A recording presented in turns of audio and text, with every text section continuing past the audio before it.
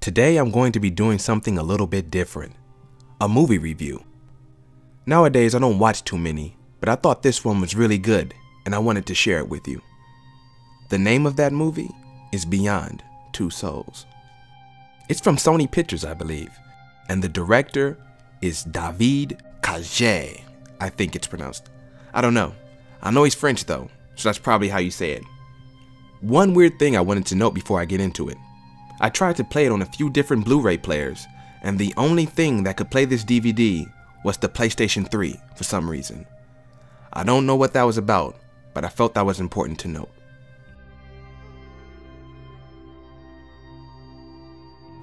This movie stars the wonderful Ellen Page as Jodie Holmes, the illustrious Kadeem Hardison as Cole Freeman, the magnanimous Willem Dafoe, who by the way has a great name for a battle rapper, as Nathan Dawkins, and also Justin Bieber. I'll try to avoid spoiler territory. The story follows Jodie Holmes from adolescence to adulthood and shows her going through the awkward phases most people go through, but she's no ordinary girl. She's accompanied by a sort of partner, if you will, a spirit named Aiden.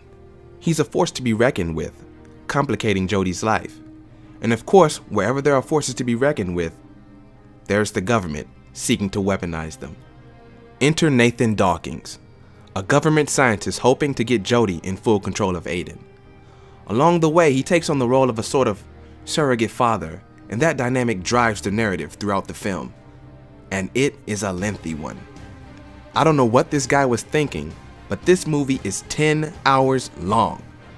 I think I messed around and got the director's cut or something. To make matters worse, it would freeze at different points until I pressed a button or two on my controller. Only then would the movie continue. I think they did it to make sure people aren't asleep. At times, it almost looked like I was controlling Jodie, which was kind of weird, but cool.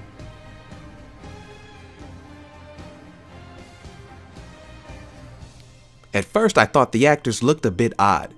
It took me a minute to notice it, but it looks like they added some kind of filter to make the image look digitized, like a video game or something.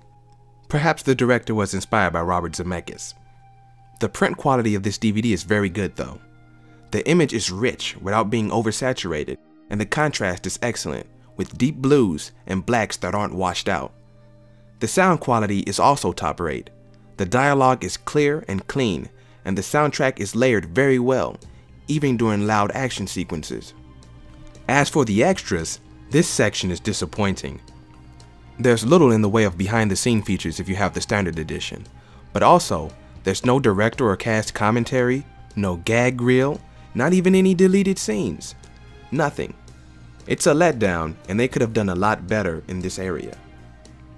Overall, I think this is a great movie with lots of twists and turns. David Cage has created a very compelling tale, and you should pick it up if you yourself are a fan of artsy-fartsy films.